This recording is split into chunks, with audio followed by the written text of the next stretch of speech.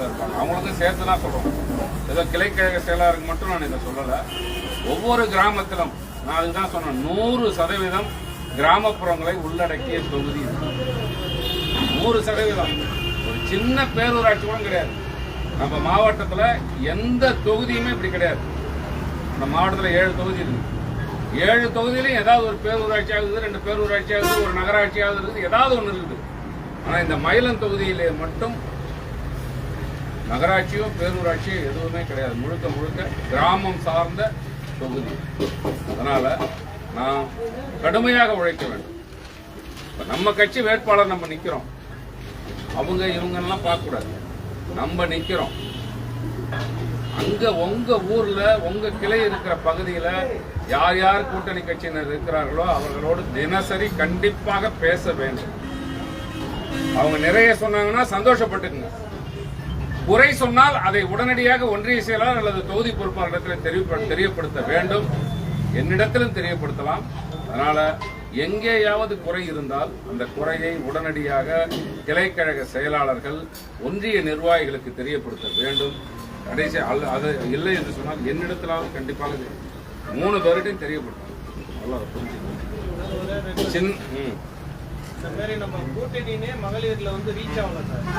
First அது வந்து நம்ம கிராம ஆமாங்க, நீங்க சின்னம் போட்டீங்கன்னா அது நம்ம புரிய வைக்கத்தாங்க சார். ஃபர்ஸ்ட் வந்து இருக்கிறவங்க வந்து சொல்லணும் சார், கூட்டணி போட்டு மகளிர் அணிக்கு கூட்டணி போட்டு சொல்லணும் சார்.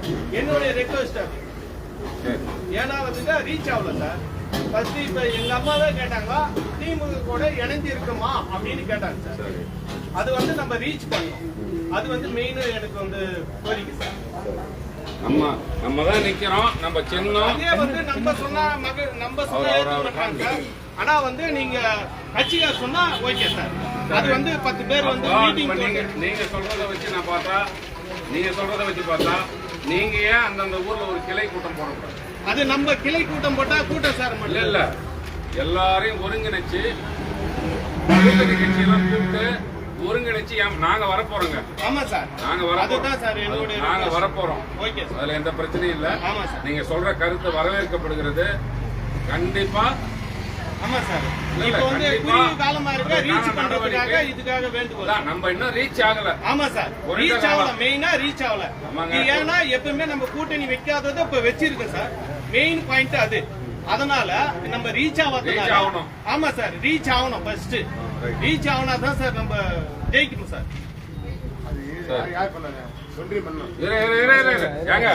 அவருடைய கருத்துக்கெல்லாம் அப்செக்ஷன் பண்ணக்கூடாது. உங்க ஊர்ல ஃபுல்லா ரீச் பண்ணிருக்கலாம், ரீச் ஆயிருக்கும். அவர் சொல்ற கருத்துக்கு நம்ம நடவடிக்கை தான் எடுக்கணும். ஏம்பா இருப்பா நடவடிக்கை தான் எடுக்கணும். அதனால இப்பதான் சின்னம் போட ஆரம்பிச்சிருக்கிறோம். இப்ப முந்தா நாள்ல இருந்து தான் நம்ம ஸ்டார்ட் பண்ணிக்கிறோம். முந்தா நாள் காலையில தான் நான் உள்ள வந்தேன். நேற்று இருந்தேன். 3வது நாள் ரொம்ப குறுகிய காலம் நமக்கு. நல்லா புரியுங்க, குறுகிய காலம் நமக்கு கிடைச்சிருக்கு. இப்ப அவரு மகளிருக்காக குறுகிய காலம் கிடைச்சிருக்கு. மகளிருக்காக அவரு செஞ்சிருக்காரு. அதனுடைய விழிப்புணர்வை நம்ம பண்ணோம்னா நம்ம ஜெயிக்கலாம் சார். சரி, தெருமுனை பிரச்சார கூட்டங்களை அதிகப்படுத்தும். ஆமா சார், அதிகப்படுத்தணும். இது இந்த தொகுதி மட்டும் இல்ல சார், எல்லா இதுலயும் நம்ம பண்ணா விழிப்புணர்வு அதிகப்படுத்தணும். தெருமுனை பிரச்சார கூட்டங்களை நம்ம அதிகமா நடத்தலாம். உங்களுடைய கருத்து வரவேற்கப்படுகிறது. இது ரைட்டு. நான் சொல்றதை கொஞ்சம் கேட்டுங்க. நான் சொல்றத கொஞ்சம்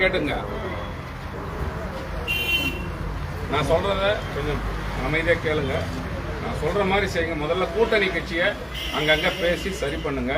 அவங்களோட நட்பா இருங்க, அவங்களோட இணக்கமா இருங்க. அவங்க என்னென்ன பணிகளை செய்யறாங்களோ அதை நீங்களும் கூட சேர்ந்து செய்யுங்க. ஒருவேளை வந்து யாராவது ஒருத்தர் மன கஷ்டத்துல இருக்கலாம். இப்ப கூட்டணி கட்சியில் இருக்கிறவங்க, இப்ப திமுக, தேமுதிக, விடுதலை சிறுத்தை எல்லாமே, காங்கிரஸ், கம்யூனிஸ்ட் உட்பட எல்லாமே நல்லா தான் வேலை செய்வாங்க. ஒரு சிலர் மன வருத்தத்திலே கூட்டணி கட்சியினர் இருந்தால் அதை உடனடியாக எங்களுக்கு தெரியப்படுத்துங்க. ஒன்றிய செயலாளருக்கு தெரியப்படுத்துங்க, தொகுதி பொறுப்பாளருக்கு தெரியப்படுத்துங்க, எனக்கும் தெரியப்படுத்துங்க. அந்த குறைகளை, அவர்களுடைய மன வருத்தத்தை உடனடியாக சரி செய்ய நடவடிக்கை எடுக்கப்படும். சரிதானா? அதுக்கு அடுத்தது சின்னம் போட்டுட்டு இருக்கிறோம். 5ஆம் தேதி அந்நியார் வராங்க. 5ஆம் தேதி அந்நியார் வராங்க. அதற்கு முதல் நாள் 4ஆம் தேதி எத்தனாம் தேதி? 4ஆம் தேதி சனிக்கிழமை சரியாக 10 மணி அளவில் நான் மனு தாக்கல் செய்ய போகிறேன். நீங்கள் அத்தனை பேரும் நம்ம தொகுதியில எத்தனை கட்சிக்காரர்கள் இருக்கிறார்களோ எங்கிருந்தாலும் சரி, எங்கிருந்தாலும் சரி. ஏன்னா 5ஆம் தேதி அண்ணி வராங்க, 4ஆம் தேதி காலையில 9:10 ராககாலம் முடிஞ்ச உடனே கூட்டேரிப்பட்டுல பிடிஓ ஆபீஸ்ல நம்ம மனு தாக்கல் செய்ய போறோம். அந்த மனு தாக்கலுக்கு இந்த மயிலம் தொகுதியிலே இருக்கிற அத்தனை நிர்வாகிகளும் அத்தனை தொண்டர்களும் கண்டிப்பாக கூட்டேரிப்பட்டிலே அணி திரள வேண்டும். அந்த வேகத்தை, உங்களுடைய அன்பை, தலைவர் கேப்டன் மீது உள்ள விசுவாசத்தை நான் அன்றுதான் பார்க்க போகிறேன். அனைவரும் கண்டிப்பாக வர வேண்டும். வரலாமா? இப்போ என்னைக்கு நம்ம மனு தாக்கல் பண்ண போறோம்? எத்தனை மணிக்கு? எங்க? எந்த இடத்துல? பிடிஓ ஆபீஸ், வட்டார வளர்ச்சி அலுவலகம், வட்டார வளர்ச்சி அலுவலகம். அங்கதான் நம்ம மனு தாக்கல் பண்ண போறோம். 10:30 மணிக்கு கரெக்டா ஒரு இடத்துல இருந்து ஊர்வலமா போய் மனு தாக்கல் பண்ண போறோம். அதனால எல்லாரும் வரணும். சரியா? எல்லாரும் வரணும். எவ்வளவு பேர் வருவாங்கன்னு நினைக்கிறீங்க நம்ம கட்சியில இருந்து? எல்லாம் வரணும், எல்லாம் வரணும். ஏன்னா மனு தாக்கல் பண்ண போறத வச்சுதான் நம்மளுடைய வெற்றி தீர்மானிக்கப்படும். பணிகளை நீங்கள் செய்ய வேண்டும். சின்ன மேட்டர் முடிஞ்சது. 4ஆம் தேதி மனு தாக்கல், 5ஆம் தேதி அண்ணி வராங்க. அண்ணி எங்கெங்க வராங்கன்னா அவியூர்,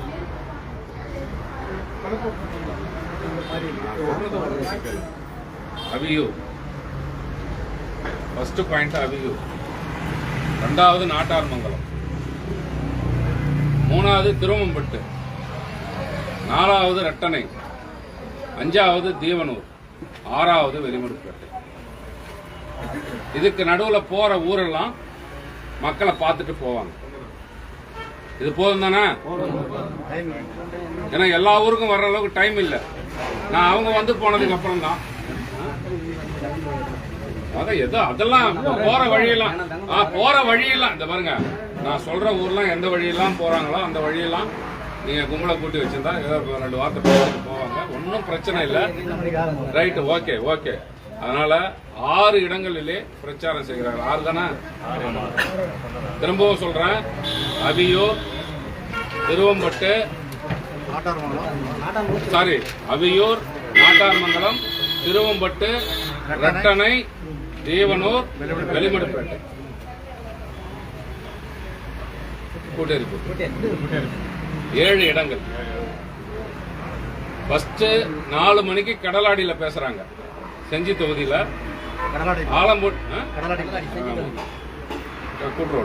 கூட்ரோடுல பேசுறாங்க. அதுக்கு அடுத்தது ஆலம்பூண்டி, அதுக்கப்புறம் செஞ்சி, அதுக்கப்புறம் அவியூர். கிட்டத்தட்ட ஒரு 4:30-5 மணிக்கெல்லாம் அவியூர் வந்துருவாங்க. இல்ல 5-5:30. மற்ற இடத்தெல்லாம் நம்ம லைட் தான் போட்டு வைக்கணும், அதெல்லாம் பார்த்துக்கலாம். இது அண்ணியுடைய பாயிண்ட். இதுல 5ஆம் தேதி உங்களுக்கு வேலை இருக்கு. 4ஆம் தேதி மனு தாக்கல், 5ஆம் தேதி அந்த வேலை இருக்கு. ரைட்டா? 6ஆம் தேதி அண்ணன் மஸ்தான் அவர்கள் மனு தாக்கல் செய்கிறார். 7ஆம் தேதி உங்களுக்கு ஒரு வேலை இருக்குது. அன்னைக்கு தான் செயல் வீரர்கள் கூட்டம் தேவனூர், ஓபன் பிளேஸ் இருந்து இல்லையாங்க, அதுல தேவனூர்ல செயல் வீரர்கள் கூட்டம்.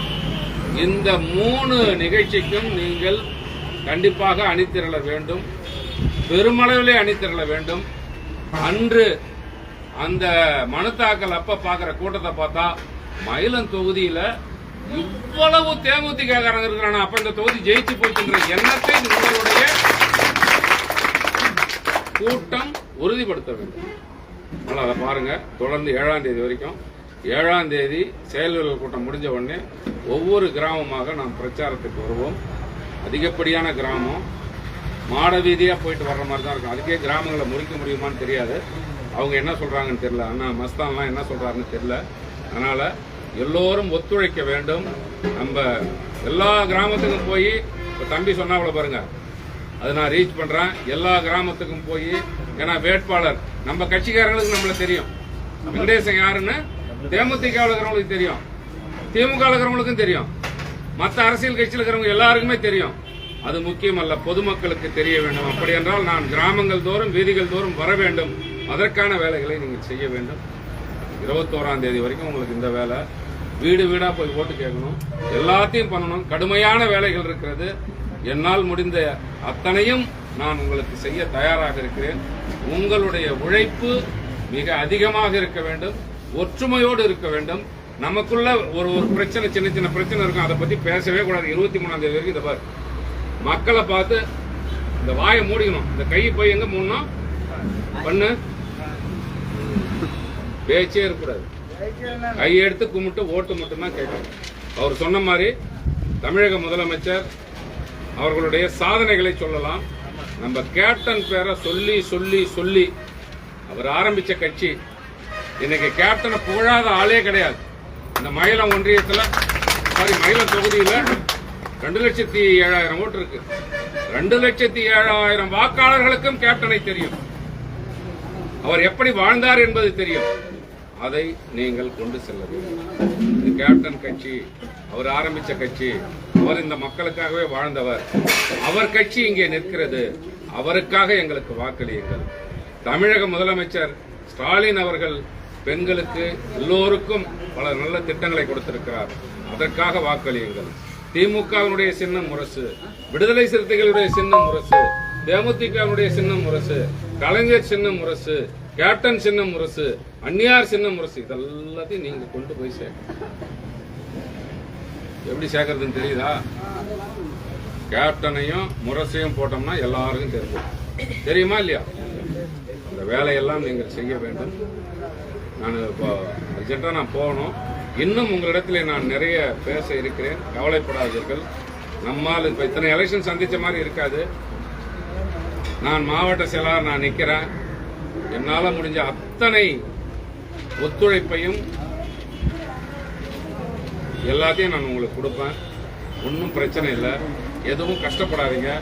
நம்ம ஜெயிச்சிட்டோம்னா 5 வருஷம் நம்ம தான் இந்த வெற்றி பெற்றோம் என்ற அந்த நினைப்பு நமக்கு உத்வேகத்தை கொடுக்கும். அது மட்டுமல்ல, இங்கே இருப்பவர்கள் கிராமங்களிலே வார்டு மெம்பரு, ஊராட்சி மன்ற தலைவர் அல்லது ஊராட்சி மன்ற துணைத் தலைவர் அல்லது ஒன்றிய குழு உறுப்பினர்கள், ஏன்னா நமக்குன்னு கூட்டணியில் இருக்கிறோம், நமக்குன்னு ஒரு ஒன்றியத்துக்கு இத்தனை ஒன்றிய குழு உறுப்பினர்கள் ஒதுக்குவாங்க. திமுகவில் ஆளுங்கட்சியா வரப்போறது திமுக தான்.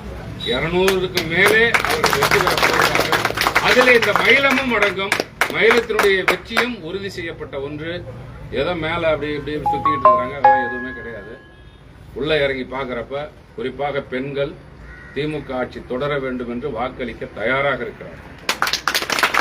தமிழக முதலமைச்சர் அவர்களுடைய அந்த சிறப்பு திட்டங்களை இப்ப 8000 ரூபாய் டோக்கன் ஒன்று சொல்லியிருக்காங்க. அது நல்லா ரீச் ஆயிருக்காமா? அதையெல்லாம் கொண்டு போய் சேர்க்க வேண்டும். மகளிர் அணியை சேர்ந்தவர்களையும் நான் தனியா கூப்பிட்டு பேசி அவங்களுக்கும் நான் இன்ஸ்ட்ரக்ஷன் கொடுக்குறேன். அதனால மயிலம் தொகுதி தேமுதிகவிற்கு ஒதுக்கிவிட்டார்கள், நமக்கு ஒன்றும் பிரச்சனை இல்லை என்று நினைத்தவர்கள் தூக்கத்தை தொலைத்து விட்டு புலம்ப போகிறார்கள். வெற்றி பெறப்போவது உறுதி என்பதை தெரிவித்துக் கொண்டு மற்றதெல்லாம் அவர் சுந்தரேசன் பேசுவாரு. உங்ககிட்ட நன்றி. உட்காருங்க, முடியல உட்காருங்க. நீங்க